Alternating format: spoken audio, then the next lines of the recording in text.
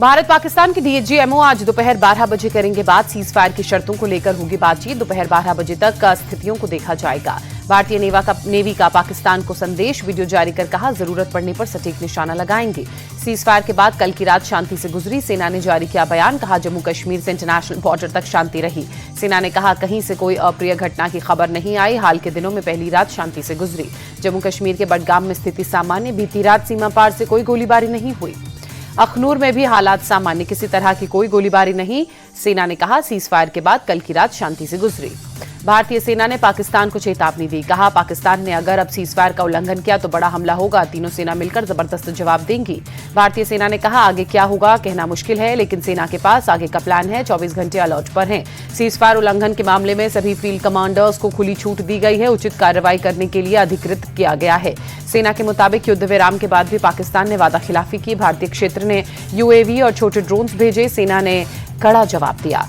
Ceasefire पर भारतीय सेना का बयान, पाकिस्तान के डीजीएमओ ने डरकर 10 मई की सुबह किया था कॉल। दोपहर 3:35 पर भारत के डीजीएमओ से बात हुई।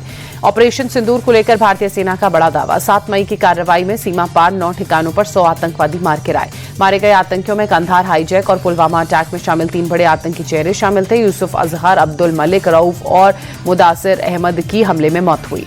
भारतीय सेना के ऑपरेशन में पाकिस्तान के 11 एयरबेस तबाह किए गए। पाकिस्तान की घुसपैठ के जवाब में भारतीय सेना ने भी भारी नुकसान पहुंचाया। भारतीय सेना के मुताबिक पाकिस्तान ने ड्रोन और मिसाइल हमले के जरिए भारतीय सैन्य ठिकानों पर हमले की कोशिश की थी। उनका एक टारगेट नष्ट किया गया। पाकिस्तानी सेना के हमले का भारतीय सेना ने करारा जवाब दिया। भारत की जवाबी कार्रवाई में पाकिस्तानी सेना के 35 से 40 सैनिक और अफसर मारे गए।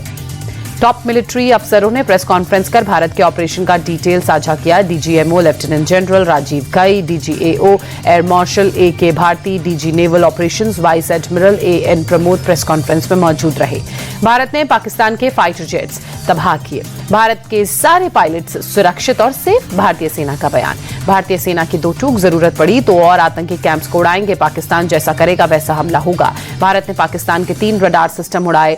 पसरूर, चुनियान, अरीफवाला में एयर डिफेंस सिस्टम उड़ाया गया, सेना ने जानकारी दी। कराची पर हमले के लिए पूरी तरह से तैयार भारतीय नौसेना। Vice admiral A N. प्रमोद ने कहा समुद्र और जमीन पर चुनिंदा लक्ष्यों पर हमला करने में पूरी तरह से सक्षम थी। भारत ने आज फिर चिनाब नदी का पानी छोड़ा। रियासी के सलाल बांध का एक गेट खोला गया, कल भी खोले गए थे गेट। ऑपरेशन सिंदूर पर रक्षा मंत्री राजनाथ सिंह ने कहा भारतीय सेना ने रावलपिंडी तक धमाका किया। पाकिस्तान आर्मी के हेडक्वार्टर तक भारत की धमक।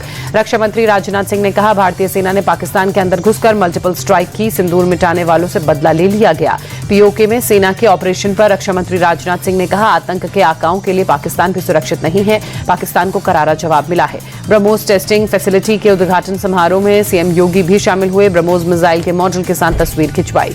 यूपी के सीएम योगी आदित्यनाथ ने कहा ऑपरेशन सिंदूर में तीनों सेनाओं ने कमाल किया। ब्रह्मोस की ताकत तो पाकिस्तान वालों से पूछो।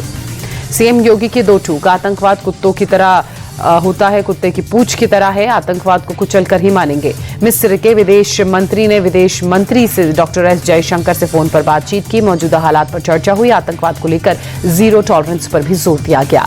असम के सीएम हिमंता बिस्वा शर्मा का बयान, पाकिस्तान आतंकियों के समर्थन के खिलाफ एक्शन जारी, कई की गिरफ्तारी, कई जेल में। आरजेडी नेता तेजस्वी यादव ने कहा हम सभी को भारतीय सेना पर गर्व है। उन्हें जो कार्रवाई करनी हो उसके लिए उन्हें आजादी और उनके साथ पूरा विपक्ष खड़ा है।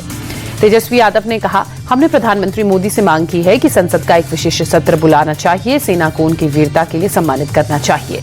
एनआईए ने एक खालिस्तानी कार्यकर्ता को किया गिरफ्तार। विदेश में रहने वाले बबर खालसा के आतंकवादी हरविंदर सिंह संधू उर्फ रिंदा से जुड़ा था। दिल्ली एयरपोर्ट की सेवाएं सामान्य रूप से चल रही हैं। बदलती हवाई क्षेत्र की स्थिति और सुरक्षा एजेंसियों के लागू किए गए नए नियमों की वजह से फ्लाइट शेड्यूल में बदलाव हालांकि हो सकते हैं। यात्रियों के लिए एडवाइजरी जारी, अपनी एयरलाइन से मिलने वाली जानकारी पर ध्यान दें। फ्लाइट्स की सभी जानकारी एयरलाइंस की वेबसाइट से लें। फेक न्यूज को आगे न बढ़ाएं।